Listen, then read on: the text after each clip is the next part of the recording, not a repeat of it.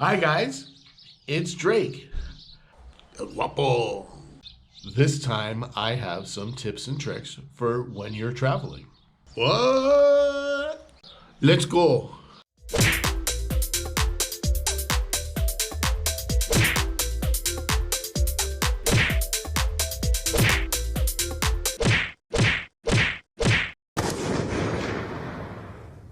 When you're cruising, obviously you're going to all these ports, and they have, guess what, everything pretty much that Americans have.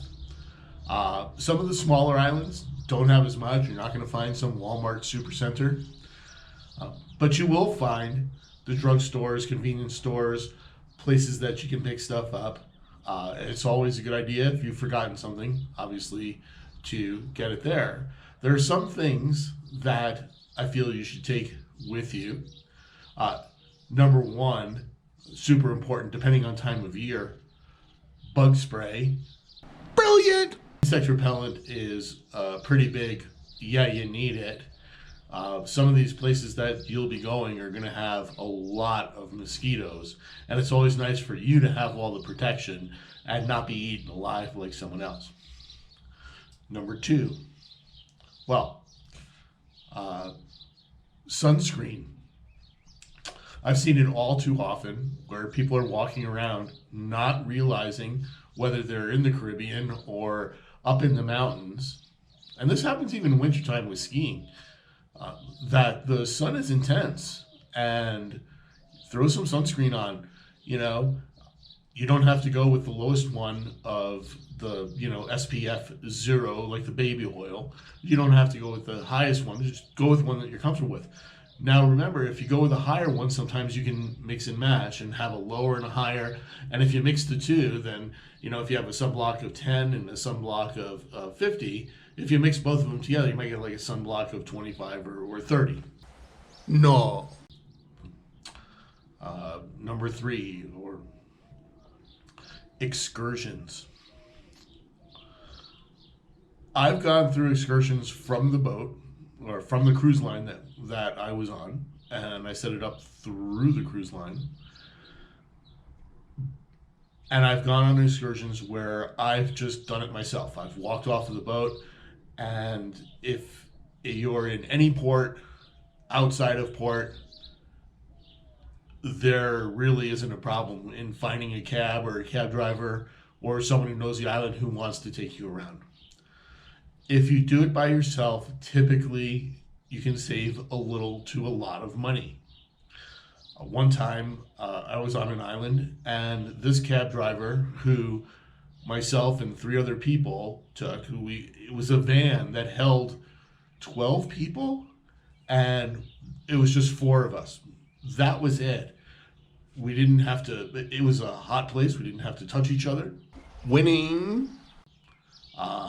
Air conditioning throughout. The guy was a local and drove us all over the place. We saw everything, from this is the guy who woke up at 8 o'clock every day to direct traffic, and we never paid him, but he passed away, so we made a statue about him, to there's the nude beach if you want to go, and there's the party in the nightclub, and there's the best places to stay. So it's kind of nice in having that personal experience of a personal tour guide who basically is a cabbie, and they all speak English. But I've also gone on excursions where it was through the cruise, and the reason why I set it up through the cruise was that it seemed like it was going to take a little bit longer to get to the place where we wanted to go. There was some changing involved and buses. And on the cruise line, if your excursion is late and you've booked it through the cruise line, that cruise is not going to leave without you. I do not want to be a pier runner. So there's a little bit of a trade-off. There's paid a little bit more money, went with a bigger group of people, went on this bigger excursion and got to see everything through the cruise. Or number three, go and do it yourself. Some of these places, there's a tour guide who's walking you around. Sometimes the tour guide doesn't even know what they're talking about. They know nothing. You can go and look some of this stuff up on Google and see points of interest. TripAdvisor is a great way of researching and seeing what kind of sites you'd want to see. I use TripAdvisor to see and show you guys what the main things of what you want to see in a particular state is before I go. So it's a very valuable tool, and Wikipedia of learning the history, that kind of stuff. Souvenirs, tips, and tricks. All of these souvenirs are the same. Boom! They just reprint whatever island you're at the bottom of on the shot glass or the plate or whatever hat you're getting or this or that or the other. Most of this stuff you can get online, and I'm not saying that online is great, but most of the stuff that you can get online might be a little bit of a better quality. You have a larger selection as to what would fit your style, and you could save a little bit of money. Now, on the other hand, some of these stores that are unique, I'm one of those people who likes unique stuff. I like stuff with value to it. Some of these stores on these islands are really wonderful as to what they have to offer, and I feel I'm supporting a local economy, because if those ships don't come in to the island, if those planes stop flying to the islands, their economy is going down. And it really does help as far as for the tourist season of people coming through. Yes. When you are booking your flights, you probably are getting to the port of where you're going to leave. That ship is going to set sail. You do not want to be the person who's holding up that ship. I played it very safe because on these vacations, I want to just keep it easy. So I typically will fly into the port of call a day before and have a little bit of time to go around and see Miami, have a hotel, wake up the next day. Usually the hotel has a shuttle service that they've arranged for you and all the other people who are staying at that hotel for your ship that's going to be departing that day. Meeting in the lobby, all going as a group.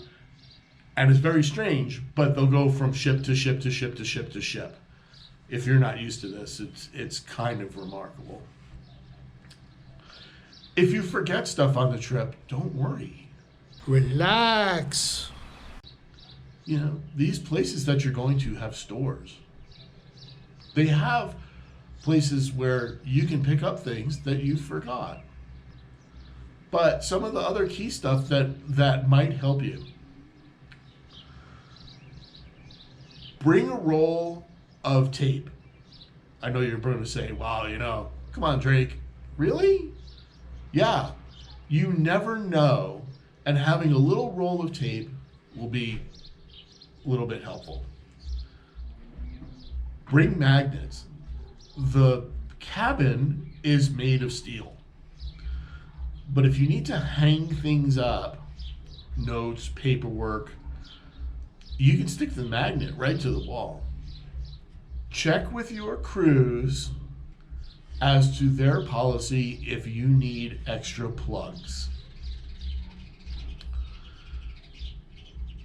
I know that a lot of cruises do not allow power strips. They will open up your bag and you won't be able to have them in your room.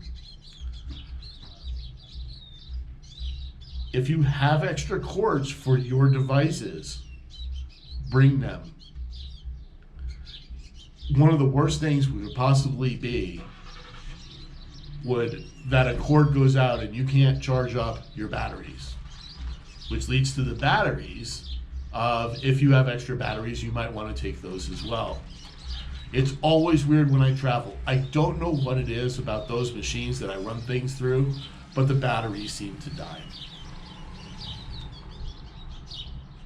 Bring, even if you've never had this problem before, bring antacid, Tums, Rolaids, anything like that. Just the pills that you chew. And I'm saying, you might want to avoid the liquid stuff like the Pepto-Bismol or the Malox. And the reason for that is the weight. It's easier with little pills, but you have those. You eat a lot and drink a lot on a ship, your body might not be used to it. Also, these ships are huge. I get very seasick. I didn't have a problem one bit. These things rocked me to sleep, even when we were in, I guess they said high seas, and it wasn't, to me, it didn't feel like anything. But you might want to pick up some seasickness or Dramamine motion sickness pills. If you're going to do that, Dramamine works, or get that into your system starting the day before your trip. So don't just start taking the trip or Dramamine or the seasickness pills as soon as you get on the boat. Take it about a day before so it's getting into your system. Americans aren't used to walking. I hate when I have to park at the end of the lot. On these trips, there seems to be a lot of walking. Even on the ship itself, there seems to be a lot of walking. Wherever I go, there seems to be a lot of walking. Get used to walking before you go on your trip. I'm not saying to go out and walk 3 or 4 or 5 or 10 miles. Look, in all these places there are cabs. You just hail up your hand and there'll be 5 or 6. There's also Uber and Lyft and a plethora of other ways that you might want to get around. But if you get used to walking, you're not going to feel as tired and drained when you get back onto the ship. Start 2 weeks before. Walk around your block, walk up and down the road, right? And then once you have that established, to go from there. A few moments later. If you enjoy this channel, please remember to like, subscribe, and click on the notification bell so that you're informed about every time that we post a new video. We'd love to see you and have a wonderful day. Thanks for your support.